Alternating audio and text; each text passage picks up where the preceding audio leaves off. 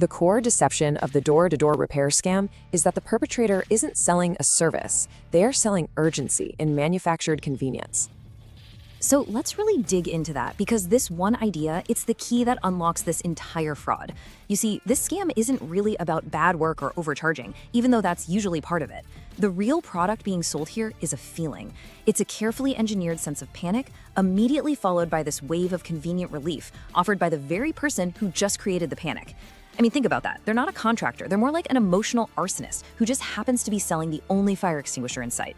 The whole system is designed to short-circuit your rational brain by creating a crisis that feels like it gives you zero time to think. And understanding that trap is the absolute first step to making yourself completely immune to it. So here's how we're going to break this down. First, we'll expose the uninvited threat. Then, we'll look at the vulnerability zone, where these scams thrive. After that, we'll dissect the anatomy of the scam, step by step. Then, we'll uncover the psychological assault they use.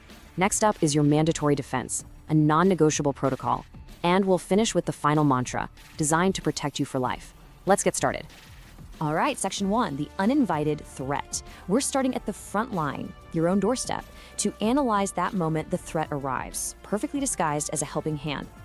So picture this. A contractor's truck pulls up. The person at your door seems friendly, looks professional. They say they just finished a job down the street, have some leftover materials, and happen to notice something wrong with your house, a loose shingle, a crack, whatever. It feels like this incredible stroke of luck, right? A coincidence that just saved you a ton of hassle. But this is the paradox we have to dismantle right now. Is this a lucky break? Or is it a targeted threat designed to look exactly like a lucky break? Because the success of this whole thing depends on you believing it's the first one, when the reality is always the second. Let's be crystal clear. Their arrival is never random. These people are actively casing neighborhoods, looking for their next target. That whole story about being in the neighborhood, it's a script. The leftover materials, a complete fabrication to create a sense of urgency.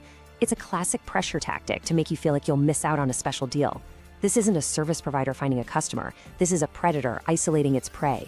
And recognizing that the entire encounter is a premeditated act from the moment they say hello, that's your first line of defense. Okay, section 2, the vulnerability zone. So if these are targeted acts, who exactly are they targeting? Let's look at the specific conditions, both environmental and psychological, that scammers look for to make sure their system works. Now, this data is incredibly revealing because it shows a strategy that exploits specific states of mind. A huge 50% of these scams target homeowners right after a natural disaster, a hailstorm, a hurricane. Why? Well, because the entire community is in a state of high anxiety. People are desperate for help, they're emotionally overwhelmed, and their normal skepticism is just shot. 30% of targets are the elderly, often chosen for their trusting nature and potential isolation. And 20% are new homeowners, targeted because they probably don't have a lot of experience with home maintenance, which makes them really susceptible to made-up, technical-sounding problems.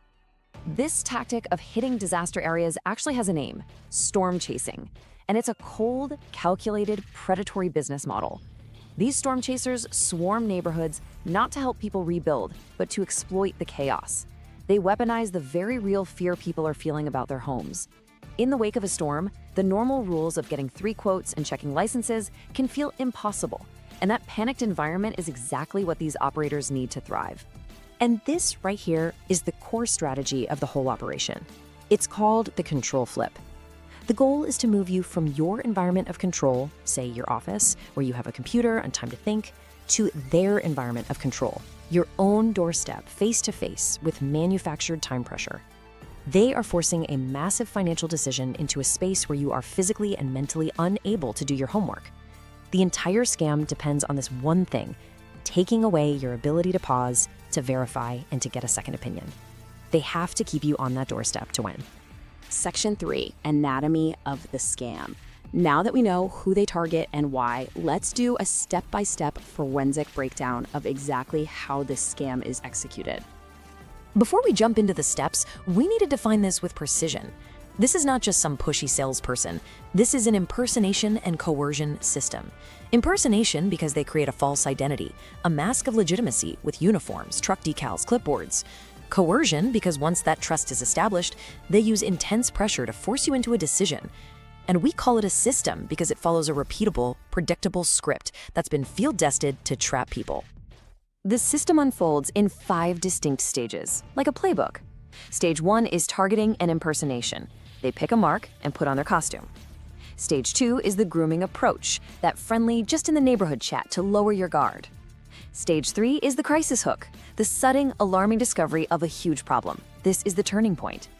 Stage 4 is high-pressure escalation, where the friendly vibe vanishes. And finally, Stage 5, the extraction, getting the cash and getting out. Each stage is designed to lead you smoothly right into the next. Okay, pay very close attention, because this is the crucial moment. After the friendly chat, the scammer does a quick, free inspection. They'll go up on your roof or into your attic for a minute. When they come back, their entire demeanor has changed. The friendly neighbor is gone. They've discovered something awful. And notice, it's never something you can easily see for yourself. It is always an invisible crisis, structural rot, black mold, a failing foundation. It has to be invisible because you can't dispute it. It's designed to be severe, immediate, and impossible for you to verify on the spot. This is the exact moment the interaction pivots from a casual chat into a full-blown emergency. And right here is where the manipulation flips. Suddenly, the problem is so bad that it has to be fixed today. The conversation is no longer about a possible job. It's a demand for a massive upfront cash payment.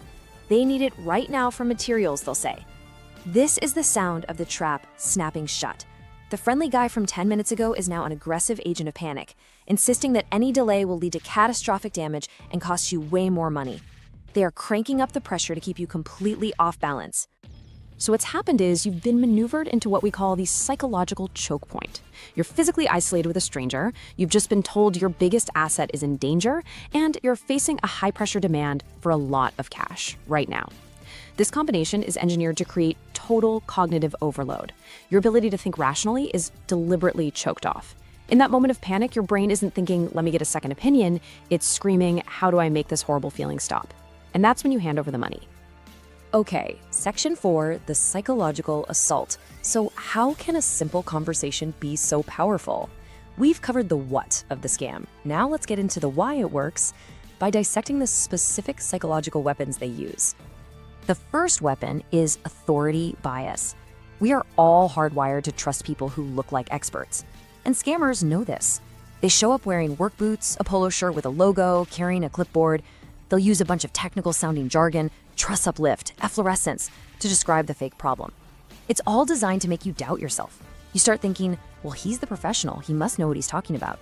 That moment of self-doubt is the bias kicking in, and you start to just go along with their authority, even though it's completely fake.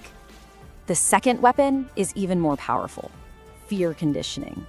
It's a classic tactic. They take something you associate with safety and security, your home, and they link it to a sudden, terrifying idea: collapse, fire, flood. By telling you there's dangerous rot in your attic, they're basically installing an alarm in your brain that goes off every time you think about your own house. That fear creates a kind of mental paralysis. And when you're in that state, you're not looking for a second opinion, you're just looking for the fastest way to shut off the alarm. And guess what? The scammer is standing right there, offering you the only off switch. And they have a couple of other tricks to reinforce their control. First, there's reciprocity pressure. They gave you a free inspection, right? A supposed favor. This creates a subconscious feeling that you owe them something in return, like the job. It's a powerful feeling of debt. Second, and this is huge, is the isolation effect. By doing all of this on your doorstep, they physically stop you from calling your spouse or a friend, who might immediately say, whoa, wait a second, that sounds fishy. They need you alone to maintain absolute control. All right, Section 5, your mandatory defense. We've analyzed the threat. We've analyzed the psychology. Now we shift from analysis to action. This is your non-negotiable protocol for absolute protection. The foundation of your defense is one single absolute rule. There are 0 exceptions to this. I don't care how nice they seem, how good the deal sounds, or how urgent the problem looks. The moment you start a business conversation with an unsolicited contractor at your door, you have stepped into their system. By adopting this one simple, unbreakable rule, you make yourself immune to the entire scam before it even starts. You don't have to judge them, you only have to judge how they arrived. This rule is your firewall. Your entire defense is about pattern recognition. As soon as you see step 1, the unsolicited arrival, your internal response should be automatic. Recognize threat. When they move to step 2 and announce some manufactured crisis, you don't panic, you just recognize tactic. And when they hit you with the predictable step 3, the demand for immediate cash, your only response is to disengage. You don't argue, you don't negotiate, you end the conversation. This 3-part pattern is the scam's signature. Once you see it, you know exactly what's happening, and the game is over. Now, to disengage effectively, you need a script. I want you to memorize this exact sentence. I never make financial decisions on the spot.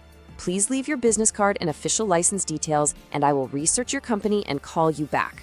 This isn't a suggestion. It's a calm command that completely shatters their control. You're flipping the control flip right back on them. You're not saying no to the work, you're saying no to their process. A legitimate contractor will immediately respect this. A scammer will get agitated or make excuses. Their reaction tells you everything.